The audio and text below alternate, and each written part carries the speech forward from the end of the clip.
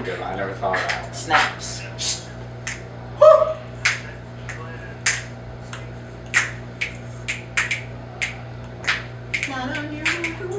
Yeah, that's been stuck in my head ever since last night, honestly.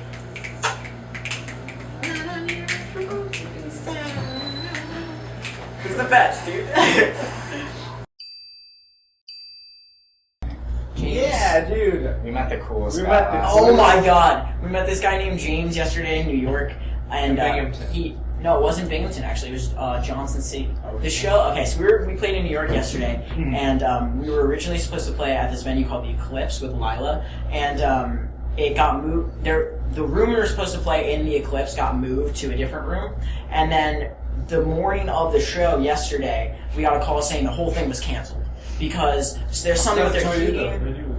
They were like, the venue is closed. That's another story. But so yeah, it got canceled, and then when we called up, Tyler called up this pizza place in New York in Johnson City rather than Binghamton, and they let us have a show there last night, and like 60 people came. It was awesome. It was a great show. And but where was I going with that? I was explaining something, wasn't I? Oh, what's his name? James. We met James last night in New York, and James, we thought the whole time that James was like a really big fan of Lila and like a really big fan of us. The whole time in the crowd, he was going nuts. He was throwing himself. At one point, he was literally throwing himself. Yeah, like literally, I posted a video of Lila's set from last night onto my Instagram, and he's in the bottom right, and he's just going nuts. Like his whole entire body is just So is his going. mom. Yeah, his mom's going nuts too. And so we were talking to him after the show. We were like, yeah, like where are you from and everything. He was like, I didn't even know there was a show tonight, man. He was like, I just came in to get some fucking pizza. He was like, I walked in. He was like, I didn't even eat tonight. And he was like, I just came in. He was like, I'm a little stoned right now. He was like, I came in, I got some beer. He was like, I just went nuts. And he was like, I didn't even know I liked this type of music, but like now I know. And he was just the funniest guy. Yeah, he rapped for us. It was absolutely incredible. It was freestyle. It was Yeah, he did like an 8-minute freestyle, and it was just nuts. That's Yeah, it was one of the coolest experiences ever, honestly. That was awesome. Yeah. Wait, well, we started talking. We didn't even get to the introduction. Hold up. I'm Jesse Frog Beast, and I'm here with Refuse to Conformity. and you guys are from Easton, PA. Easton, PA, yeah. Like you're saying, you're just traveling all throughout Yeah. everywhere. Been on the road for like 2 weeks now. So, did you guys get caught up in the snow while traveling?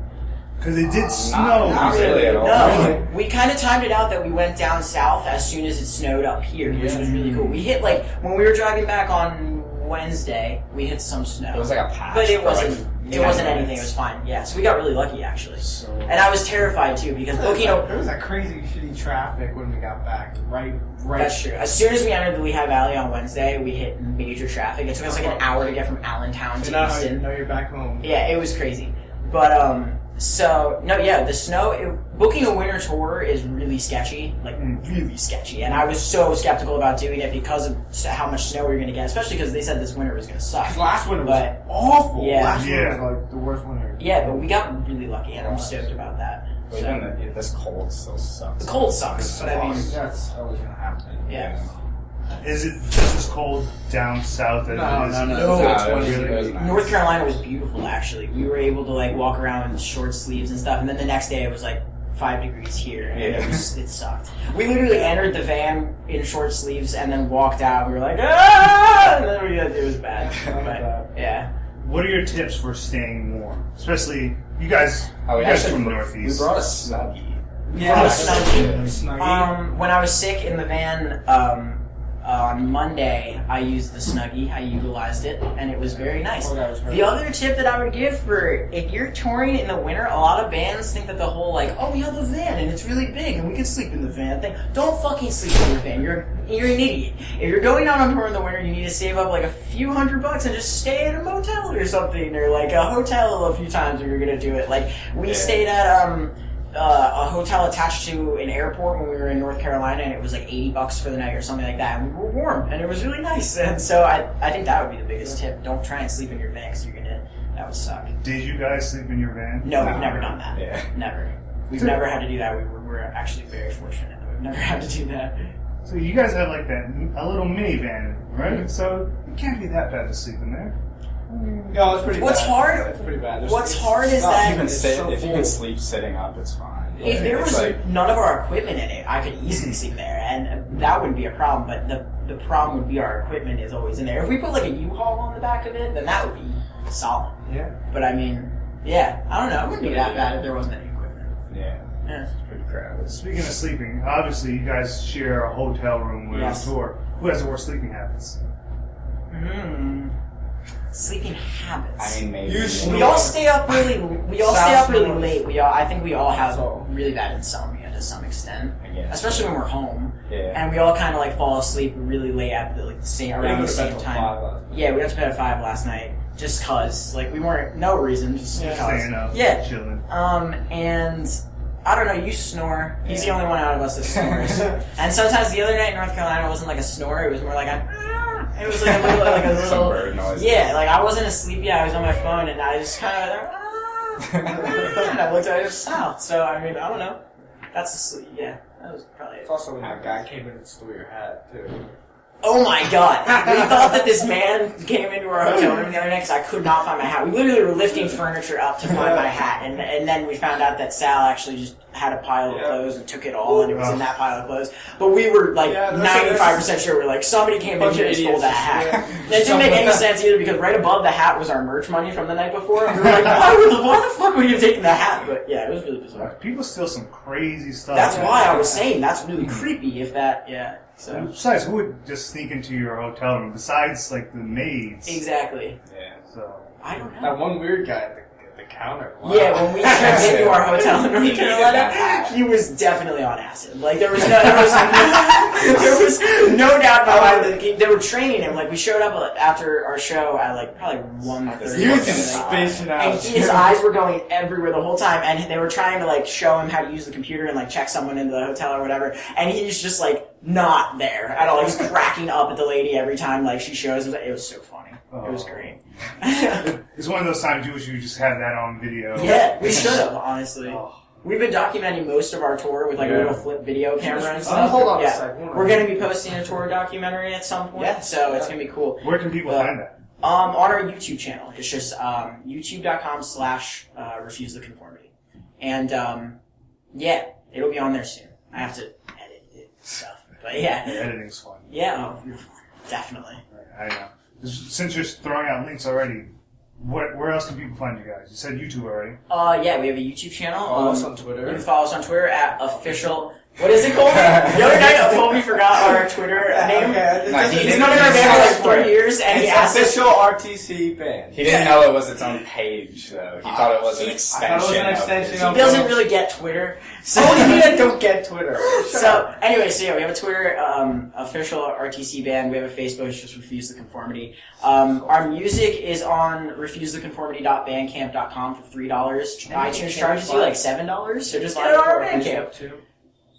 Well, it's our Bandcamp is on our Facebook. So yeah. Everything's linked together. Everything's all linked together. I'm You guessing find one, you'll find it it is. all. It's fine. And I'm guessing you don't manage things since you're not. No, that's me. I do that. I try and keep track of that I stuff. did book my first show. Colby booked a show for this tour. Colby booked a show in Richmond, and it ended up being awesome. It was really cool. It was really, really cool. So now that's going to be your job. Yeah, Colby's in charge of Richmond now. I'm trying to do a tour with Lila.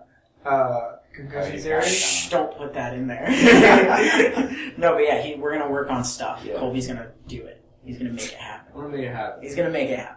Promise. People are going to hold you to that. Yeah, okay. Yeah. So it's been documented. It's going to be out there. And since you're shouting out names, who do you want to give some shout outs to? Some other bands? Okay, I want to give Oh, a wow. shout out to Lila Ignite. I wanna give a shout out. Lilac Night is fucking awesome, and we're really, really happy that they could do this last 3 days of the tour with us. They're like literally one of my favorite bands Their ever. new album is Their new sick. album, Not Punk Rock, is fantastic, and if you're watching this, then you should get Not Punk Rock. And if you don't have it, you're really missing out, because it's like 20 songs of fucking awesomeness. They're great.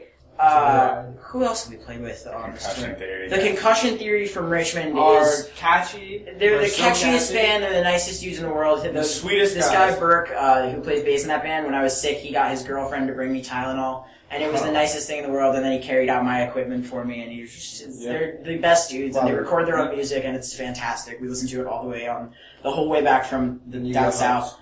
And I'm hooked, yeah, completely. Pat and Penny took us out for 2 shows on this tour, which was awesome. Yeah, we got Connecticut was fun. to play with them in Hamden, Connecticut, and it was so It's a sick. really good crowd. Yeah, and they're the best people, and they're so helpful, and like they always try and make it the best night for everyone, and they care, you know what I mean? They care about when you play on the show, and want to make sure that people see you and hear your music and everything. They're just genuinely good dudes, so we're really grateful to be friends with those guys and everything.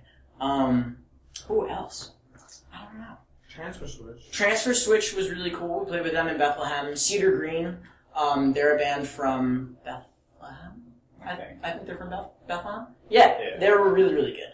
That was our first show with them, and the guys go to my school. Actually, I go to Northampton Community College, and they go there too. And we like kind of pass each other in the hall all the time. Though we got on a show together, and it was like, this is weird, but they're really good dudes, and they're really good musicians, and that was fun. So yeah. Like that. Other than that, there's bands that we haven't played with on this tour that we love a lot, like This Good Robot. They're recording and stuff. We didn't get a chance to play with them on this tour, but their new album's gonna rule. So yeah, go listen to This Good Robot. But yeah, I think that's about it. A lot of plugs. Oh yeah. I don't think I've ever heard so many plugs. We played with so many bands in the past 2 weeks. And so many of them are so that's talented. like not even 32 pints. 32 pints. Yeah, They're there's playing here.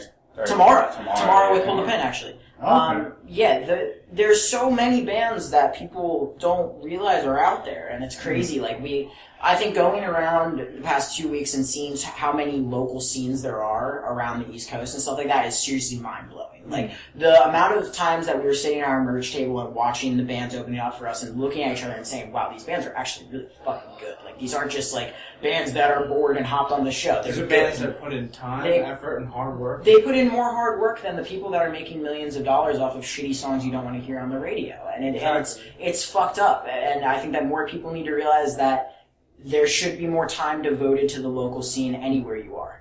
And because there's literally one in like every town and every state. And there's no some kind of doubt that you can find 5 bands at least in your local scene that you're going to be into to some extent. And they'll appreciate it. They'll appreciate you. And I think, especially with so much news that you hear, like, with the front porch step thing and everything like that, it just pisses off musicians like us to no other. I can't even explain how furious I was reading that article and just knowing that I'm someone trying to get in a position where he was, and he butchered it and used it for fucking terrible things. Abuse the ability of music to express for fucked up shit.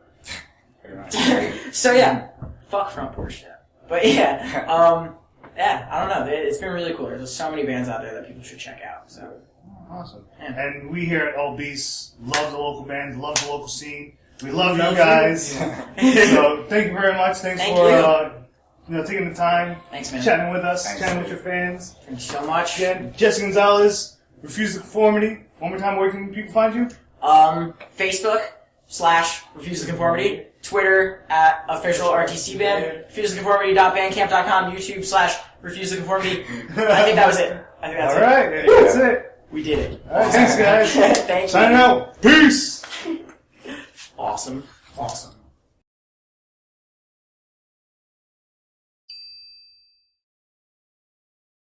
Why don't you tell me about how sick you were?